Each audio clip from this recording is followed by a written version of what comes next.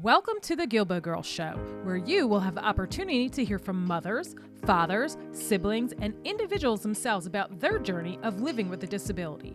I know, it's called Guilbault Girls, but we have a bonus for you as we get the Guilbault boys to interview some of the dads and siblings to get their perspectives too.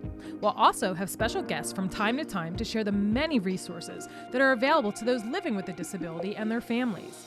So get ready to laugh, smile, cry, maybe even get a little angry when you hear some of those stories of their day-to-day struggles.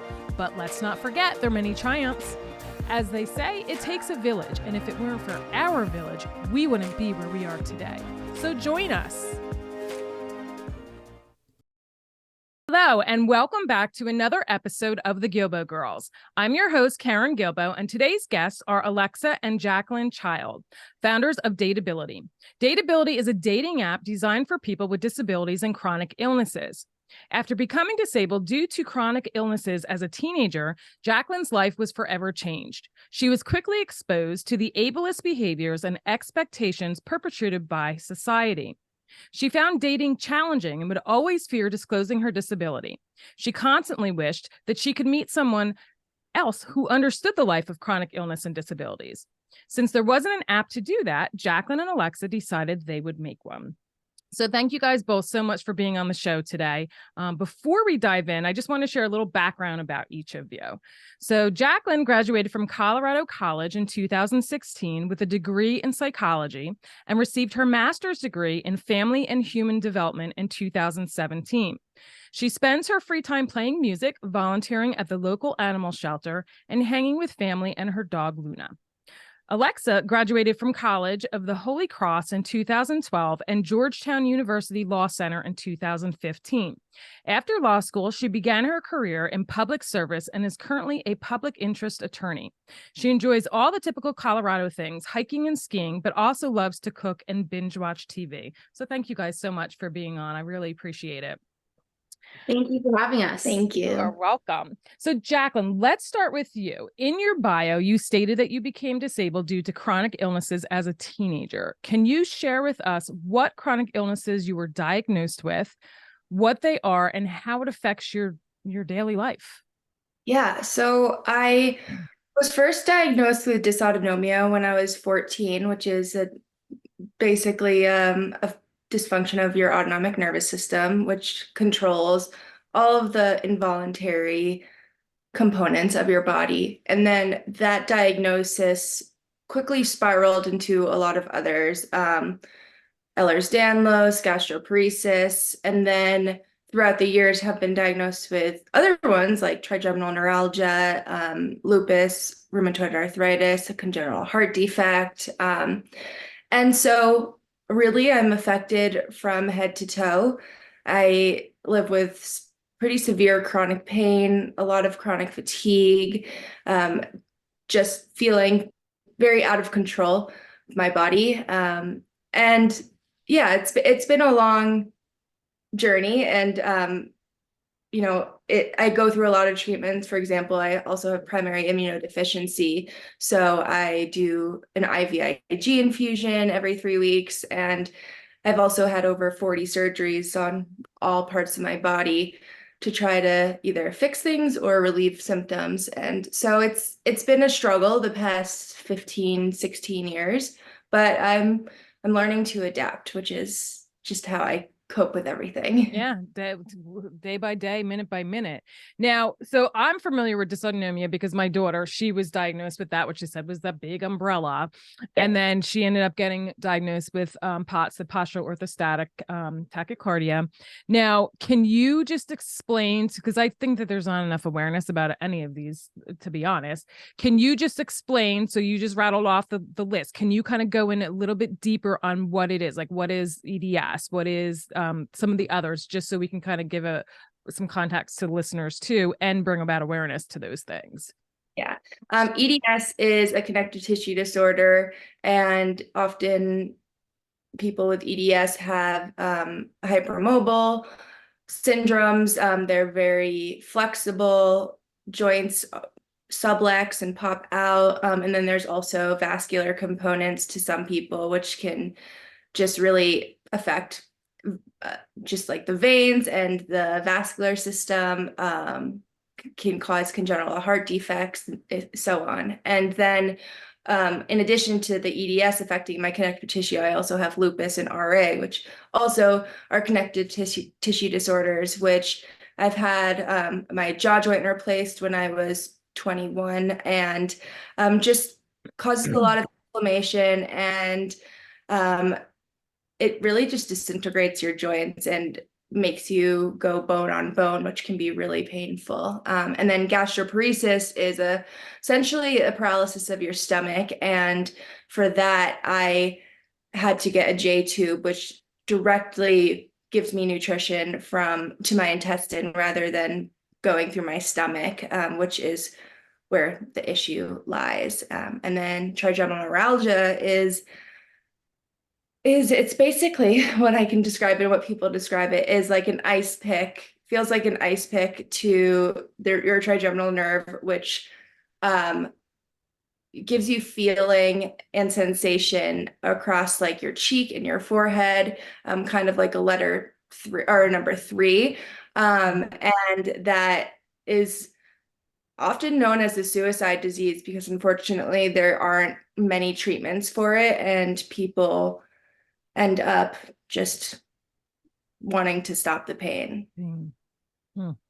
My daughter's doctor, she has EDS, is Elders, how do you say it? Ehlers-Danlos, yes. I know she has rings that rings with knuckle rings, and I know she had a neck brace, and she's trying to go through all different therapies and try to get help with all of that too. So I knew a little bit about that, about what it was. But again, I don't think that there's enough awareness to any of these, to be honest with you. Definitely. Yeah. So Alexa, what was running through your mind when your sister was diagnosed, and how did the family dynamic change through all of this? Yeah, I was in college, almost 3,000 miles away when she first got sick. And so I was pretty disconnected from everything. I didn't really see what was happening on a day-to-day basis. I would hear from my mom. My mom would call me pretty distraught, but I didn't really become familiar until more law school. And then when Jacqueline and I moved in together after she graduated college, she joined me in Denver. The family dynamic did change though. Growing up, was a little bit of a wild child. And so I think my parents worried about how I would turn out. I ended up turning okay, if I do say so myself. And I think now, for a while, my parents actually were relieved that they didn't have to worry about me at all. And so it was like a switch. Like I was the problem child, the one that they were worrying about. And then Jacqueline didn't become the problem child because it was out of her control, but she kind of became the focus. And I was the one that they were like, okay, Alexa's going to be fine. We don't have to worry about her as much. I think it's really good for me, at least, that Jacqueline didn't become sick until I was older and already out of the house. I imagine for kids who are younger, it's probably really hard because the attention is really focused on the child that's sick. All the questions, my mom's friends would say like, how's Jacqueline? And I was kind of the one that was forgotten about because there was nothing interesting happening in my life. And so I think if I was younger, that would have been problematic, but especially if you were already the problem child. Yeah. It probably caused you to rebel even more. Yeah, because it's tough because there's so many things in times as a mom where I look at my son JD, who's who also lives in Colorado. He's gonna be 25 in October, and I just think of some of the times because the focus was always on her. Thank God for my husband, because those two were buddies. But some people, that if they don't have that good relationship, they can you don't know where they're gonna go or what they're gonna do. I'm actually going to be interviewing a gentleman who runs a program for addiction, and he talks about, I guess, a lot of people with family members that have addiction, and there's so many aspects to it, and I always feel like it's a tough conversation because here you're sitting here and you don't want to hear that because you don't want to feel that burden, because even my daughter even says to me, and she's 20, she has cerebral palsy, POTS, and critical vision impairment. And she'll ask me sometimes, she's like, Mom, she's like, am I a burden? Or, I'm like, no, I'm like, I wouldn't want it any other way. Of course, I don't want you to go through these things. But, even if I talk, because it is a tough conversation, because I love her dearly. I wouldn't change a thing. I would do it over and over and over again. It's just, we hate to see you guys have to go through this. It's just, that's how it is. But Yeah. okay. So then, all right. Did you want to go on and No, I was gonna say my parents did a really good job of once Jacqueline got a diagnosis, and we kind of figured out what was going on, because for the longest time we had no idea. My parents do a really good job of focusing on us individually and making sure that we both get love and attention, especially now that we live together. And so it's definitely, now that things have plateaued and like normalized, we're and that good. I'm almost 30 years Yes, old. right. You're not a Right. kid anymore, so it has Exactly. changed since then. And so they do a really good job of making us both feel important and loved in our own way. Now, where do they live? They live 6 hours away in a small mountain town called Telluride. Okay. Okay. Yeah. So, Jacqueline, I read in one of your blogs, Life with a Feeding Tube, that you had over 40 surgeries and that getting the J tube was the worst one of them all. What stood out to me the most was when you said, quote, I spent a week recovering in the hospital with 10 out of 10 pain, only to be released and still have the same pain for months while my body recovered from trauma. I feel that so many people, they don't understand how long that our bodies actually hold on to trauma. So can you share with us a little bit about the different surgeries that you've had over the years and what those experiences were like for you? Yeah, I have really had surgeries from head to toe. I've had 2 brain surgeries. I had a thoracotomy to work on my congenital heart defect. I've just had surgeries like on all of my joints, and they've all taken long times to recover.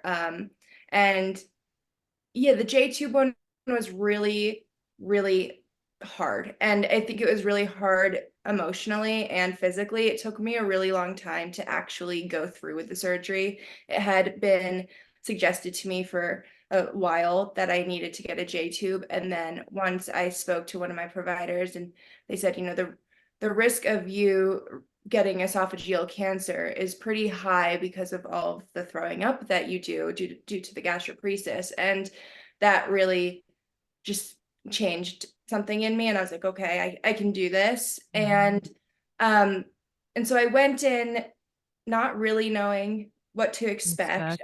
And I ended up having like an open abdominal surgery and then spending a week in the hospital. And there was just nothing that could help my pain. And so it was really tough. And prior to that, like, I'm very good with recovery. I really don't make a big deal out of any of the surgeries. I'm just like, okay, it is what it is. I've gone, like I said, gone through the 2 brain surgeries and the thoracotomy, which were all very, very painful.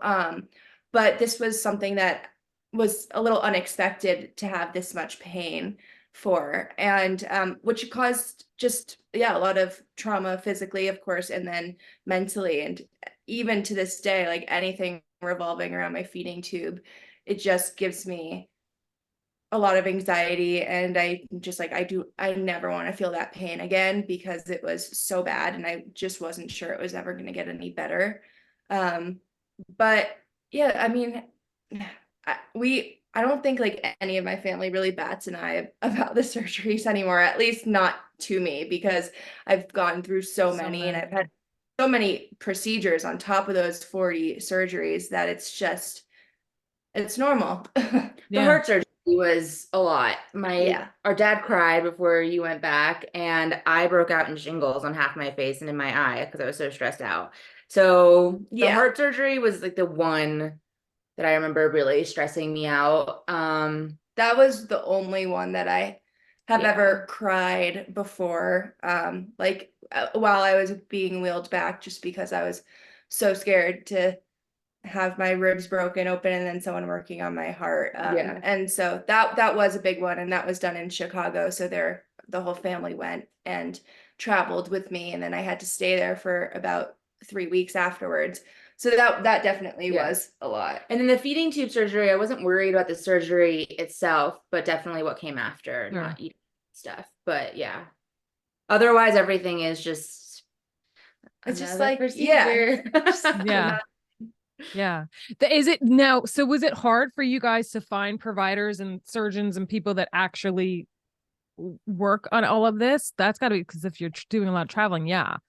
Yeah, and so the trigeminal neuralgia, those 2 surgeries were done in California, which were because this guy is like the top surgeon in that. And so that, of course, was a big deal for us to go there twice and each time having to stay a month. And then, yes, and when we had to go to Chicago for the heart surgery, that was also, there's maybe 2 or 3 surgeons in the United States who actually do that type of surgery, and this is he's really the only one who does it on adults. So yeah, it's, you don't have any choice, and I recognize the privilege that I have to be able to travel out of state and have good insurance that covers Yeah, that's these what I was going to ask you about insurance, because a lot of places don't cover out of state unless there's unless there isn't a surgeon or a specialist that will deal with it that's close by. Yeah, and I really credit that just to my mom. She is like the master insurance person. She just like, she knows what plans to look for, and she knows how to get things done. That's awesome. What was the longest surgery you had? Like hour wise, Yeah. probably the thoracotomy Mhm. or the brain surgeries. They were both around, I think, like 6 hours altogether. Yeah. So yeah, it's hard, but each time, like, my family makes a good point to be there and support me, and like Alexa's the biggest advocate. I woke up from the thoracotomy in so much pain, obviously, and the nurse said, "Oh, okay, we'll bring you some Tylenol," and I was like, "No, you just broke my ribs, like no way." And I was in the ICU. I deserve something more. And More Alexa, than, yeah. That takes me back to when my daughter in 2018, they broke both of her femurs and tibias, and they rotated them, put plates and screws in. And we were in Johns Hopkins, and she was doing good. And then I don't even know what time it was. It was probably like 1, 2 in the morning. She woke up. I have never heard such a scream of just, it's something I can't even explain. And she was in so much pain, and she kept saying it felt like they were sawing her leg off. I'm like, well, it's probably trauma from when she was under, I don't know. But and they weren't giving her anything. She still had the epidural in. And so it took a little bit, because then the girl had to call in to get the morphine or whatever it was. I forget what it was that they were giving her to get that in. They gave her the Tylenol or whatever. I'm like, and thank God they ended up, they left the epidural in longer than the 3 days. Typically they said 3 days and they usually pull it, but they left it in 5, but due to different stuff, but because of the pain and everything, they kept it in. And then they were able to give her more morphine or whatever when she needed it. But yeah, I couldn't even imagine to go through that. yeah, it's hard. And I mean, there's also a stigma around pain meds, and I mean, there's a huge problem around pain meds, and we're definitely in an opioid crisis. But I think that does have a negative effect on those who do live with chronic pain or do need it for these very serious reasons. And so it can be really difficult to speak up and ask for more meds. And luckily I had my sister do that for me. Yeah, that's awesome. So, here's another question for you, Jacqueline. So you've gone through a lot. Did you seek out any outside professional help to get through everything that you've been through and continue to go through, both physically, emotionally, and mentally? Yeah, for about 5 years, I saw a really great therapist who specializes in those with chronic illnesses, which was really important for me to find, because I felt like a lot of my emotional instability rooted from these chronic illnesses, and whether that was like my social life or just health anxiety. I really wanted to find someone who had that expertise. And I don't see her anymore. I actually don't see anyone right now because I feel like I'm in a really good space also with medication. So that's great. But I really do recommend that people try to seek out professional help because I learned so much with my time with her. And there's a stigma about that too, which hello. Yeah, these stigmas, I don't like them. So Alexa, can you share what it was like looking in from the outside, so to speak, having to watch your sister endure everything that she went through and continues to go through? And what advice would you have for other siblings out there that are in a similar situation? Yeah, it's hard to see somebody who's in chronic pain, and but I do know that I'll never know what it's really like. I'll never know how it really feels to be in pain 24/7 or how much pain. I'm fortunate enough that, I'm not disabled and I'm healthy and I don't have to endure those obstacles in life. Or, and I'm very grateful for that. Like I feel, and I think that that's something that actually able-bodied, non-disabled people take for granted is their health. I'm totally aware that it's ever evolving and it can change. And my current state of health is probably not forever. Eventually, something will happen, whether it's when I'm 40, when I'm 60, when I'm 80, something. It's just most, statistically bound to happen. But I feel very fortunate that right now I don't have to endure that because it is a lot. Jacqueline spends a lot of time at doctors.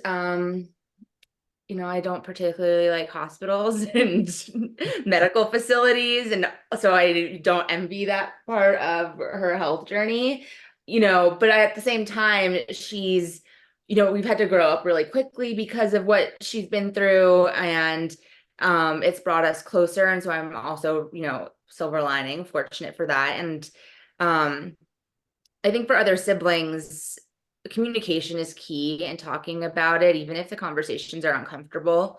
We've had conversations about mortality, and I'll, see something or watch a film. I'm a big cinephile and I do a film fest with my mom every year. And I'll see something that'll speak to me that kind of relates back to Jacqueline. And so, sometimes I'll ask her, and those conversations might be uncomfortable at first, but I think it's better than just not talking about things and not asking. Sometimes people don't want to rock the boat or offend. I'm more on the like end of the spectrum where, like, if I offend you, I'd rather say something and offend you and apologize for it later than stay quiet and think that I don't care or that I'm ignorant. And so that's kind of my advice to siblings as well. Your sibling most likely will get over whatever you say if it's offensive. That's, we're blood and we're supposed to, that happens all the time. Whether or not someone's disabled or chronically ill, it happens. And so, but I think that it's better to say something than nothing at all.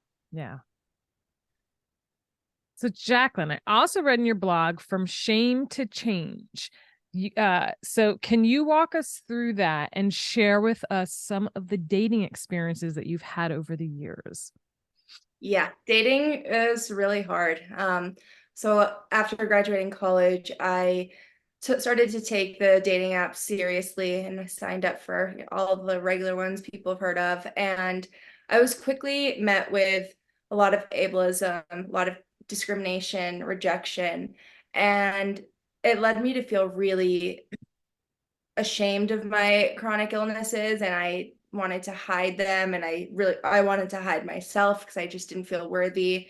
And all I wished was that I wasn't chronically ill or disabled, which is never a good feeling because that is something that I can't change. And so um it just, yeah, was made me feel unlovable. So people would tell me not to have biological children because I could pass on my genetics and it would be selfish to do that. People would tell me that their families told them not to date me. So there was a lot of mixed responses, but like the moral of it was like that I was a burden and that disabled people overall are burdens.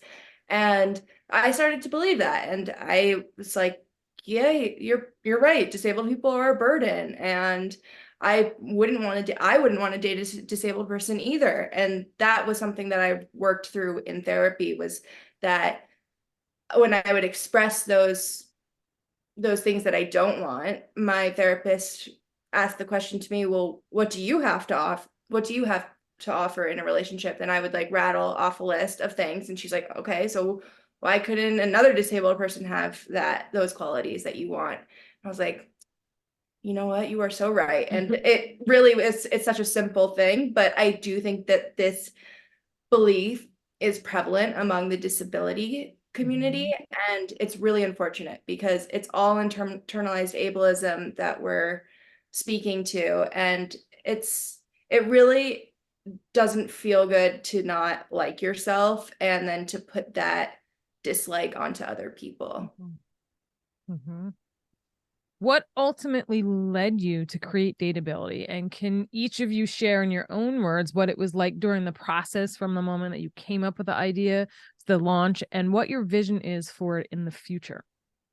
Yeah, we created Dateability because of the whole feeding tube saga. And I think my biggest hesitancy about that was how was it going to change my social life? And not only in dating, but with friends, with Alexa. Alexa was worried about how it would change our relationship and like the activities we do together. And I just couldn't imagine having to explain this on top of all of the other chronic illnesses that I have to a partner who has no idea about chronic illness or disability. And so I was really, really stressed. And I reiterated to Alexa that I wish there was somewhere where I could meet someone with a chronic illness because I had looked for an app before and there was never anything legitimate. And Alexa said, well, let's just make one and you can take it from here. Yeah, I was worried too. You know, I typically don't worry about that. And I think, oh, Jacqueline's great. She'll find somebody. And of course, I still believed that when she decided to get the feeding tube, but I did worry about the like additional obstacles it would add that she's already, on top of what she's already facing. And I'm someone who is a foodie, who loves to try new food, who loves to cook, who believes like food is art and it's expression. And so I know a lot of people feel that way, and I was worried about how it would affect, our relationship. If I wanted to go eat, would she come with me and then just watch me eat? How does that work? Would I feel bad eating in front of her at home? And I wasn't really sure how that would look. And so I couldn't imagine somebody who doesn't know her, who doesn't know how wonderful she is, how they would react, because there's just so much discrimination and stigma already to begin with. And it's just added another layer. And so I just, I'm a problem solver. That's kind of how I'm wired, is I see a problem and I want to fix it for better or for worse. And so this time, I was like, you're definitely not alone in this. And so let's create a safe space for everyone who's like you, or, not like you, but who's facing similar obstacles in the dating world. Because dating's hard enough. It really is. I think dating sucks. And so I can't, having these preconceived notions about people who are disabled or chronically ill, I can't really imagine what that's like.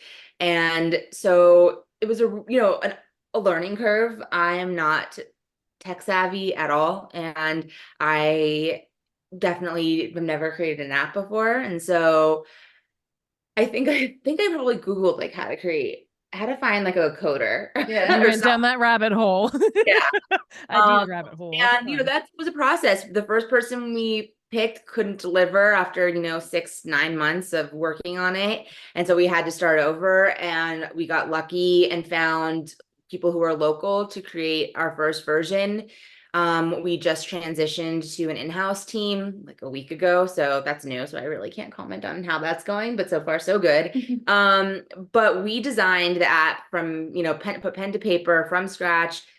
We designed what the logo would look like, our slogan, what each icon would look like, what each page would look like, how the app would function, and then we needed someone to bring it to life. And so, we were able to do that, and the progress and what we've achieved in just over a year is awesome. We bootstrapped this whole operation. So many apps nowadays, they do get a lot of funding, but the discrimination that Jacqueline faced in the dating world, it's very similar to the discrimination that disabled entrepreneurs face in the startup world. And so we did not have the backing or support that a lot of other apps have. And despite that, I'm really happy with everything we've accomplished. That's awesome. Dateability is not just another dating app. It's a platform with a mission. Can you share with us what that mission is, and what platforms it's available on, and what's been your response since you launched it? Yeah, we really wanted to make Dateability an inclusive and diverse platform. And so we welcome people with all types of disabilities and chronic illnesses. And then we also welcome non-disabled people, because to be inclusive, we must invite everyone. And we also think it's really important that we do have non-disabled allies, and that those people have the chance to meet the people in our wonderful community. And in terms of diversity as well, we really wanted it to be so that you might meet someone else who is disabled, but they might not have a physical disability if you have one, or they might have another type of disability. And so we want people to remember how diverse the community is, and just how, different diagnoses manifest, and that overall, and at the end of the day, you can find something to relate to, because everyone is always made to feel different who's in the disability community. And I think we all know how that hurts so much. So it's a great way to bring the entire community together. Yeah, I think people definitely forget the diversity of the community. They think that when they think of disability, they think about what they see in the mirror, and that's just not the case at all. The response has been great. We have a handful of success stories already, which is incredible, because I've been on the dating apps for a long time, and I have no success. So I'm like jealous. Wow, we're have been around for a year, and there's already one couple that just moved in together, and that's awesome. We have over 14,000 users. We want to expand internationally. We get so many emails on a weekly basis from parts of Europe, Australia, New Zealand, asking when we'll be available there. So that's the goal. And so the response has been great. And what makes Dateability different? We wanted the majority of users to be disabled. We wanted it to be a safe and inclusive space, but we also wanted to solve the issue of disclosure. And so, for Jacqueline, it was always a struggle. When do I disclose? How do I disclose? How much do I disclose? And what will the response be? And so we created the Dateability Deets profile section, which is an extensive list of broad terms like wheelchair user, immunocompromised, food allergy, and that goes on one's profile. It is optional. And it kind of just gives a glimpse into what the other person's situation might be like. You don't have to get into diagnoses or all the details, because I do believe that a lot of that should be earned, and it's like a trust thing. And so, but it does help kind of navigate those beginning early conversations, especially when planning a date. So if I see that somebody has chronic pain or they're a wheelchair user, I'm not going to be like, hey, let's go hike this 14er on Saturday. Right. And we can plan a date that's accessible, that is comfortable for everyone, without having conversations that might be awkward or perceived as rejection or negative, which they're not. But I could see why somebody, if you don't know somebody and I say, hey, can you do this? And I say no, I could see why, that might be uncomfortable for both parties. And so this kind of solves that problem, and also solves the problem of when to disclose. You're already disclosing at least a small part of it, and to be expected. Everyone expects that on this platform. So it's not, to be met with shame or, embarrassment. Yeah. And I think this section really breaks that stigma. And we see it with physical disabilities and psychiatric and intellectual disabilities. Like, people are, unashamed. And it's really nice to see, because before starting Dateability, I hardly ever talked about my chronic illnesses or disabilities. And I definitely wouldn't have put it on a dating app. And so it's really nice for people to just be who they are. Yeah. I love that. You talked about some success stories. I can say that, that came out of it. Can you can you share a little bit more on those? Yeah. So our first success story was, this couple actually met just about a month or two after we launched back in October of 2022.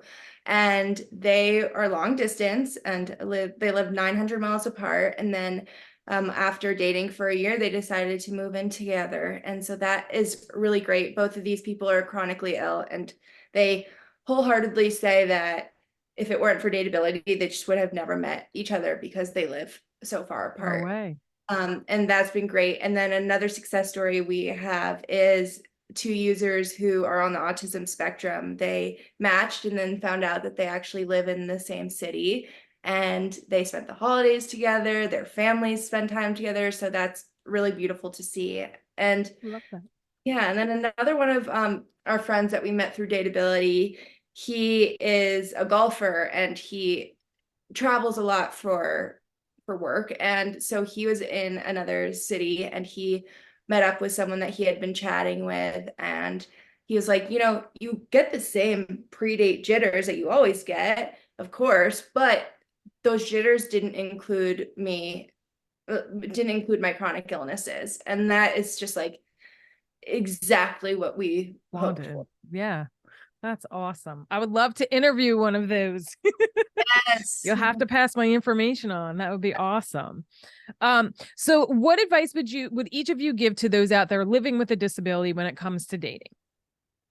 I would say be open and be kind to yourself and to the other person. I think, like Alexa said, dating is hard and it kind of sucks for everyone, but it should be fun and it can be fun. And with Dateability, that pressure is hopefully eliminated for most people. And my advice would be similar to what I would give siblings advice on just communication. I think it's really important. I think asking what one's accessibility needs are and also telling another person what your needs are is really important. There were so many times when Jacqueline, they would partner that she, or somebody that she met on an app would ask her to go paddle boarding or something, and she would go because she didn't want to say no. And I would say, you're crazy. Like this is gonna destroy you for the next week. You're gonna be paying for this. Like, why don't you just tell them that you don't want to do this and you suggest something else? And I would look at her like she lost her mind. And so I think, and I think that I was right. I think that you should have spoken up and said no. And I understand, if that person's not willing to accept it, then they're not the person for you. And I know that can be a tough pill to swallow, but I think communication really is important and being open and honest. And then also on the other end, asking questions. Yes, it might be uncomfortable. Yes, you might offend somebody. But I think that if you do it with good intention and you apologize and you recognize, or, you preface it with, I'm not trying to offend you, I just want to ask and, have a full understanding. I think that is better than not asking at all. Yeah, absolutely. Is there anything else that you guys would like to share before we wrap things up? Well, you can download Dateability on Apple or Android, and it's completely free. Or you can access it from dateabilityapp.com. And so that is great for those who prefer to use a laptop or a desktop. And yeah, I mean, you got nothing to lose. We're here and we're always making improvements, and we're just extremely dedicated to making this the go-to platform for our community. I love it. I love it.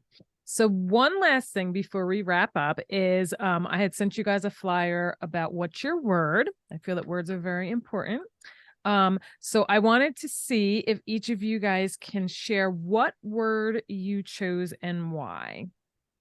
Yes, so I chose adapt, which kind of comes back to the beginning of this podcast. And I have learned that chronic illness and really life is unpredictable and mostly out of your control. But the only thing that you can control is your response to it.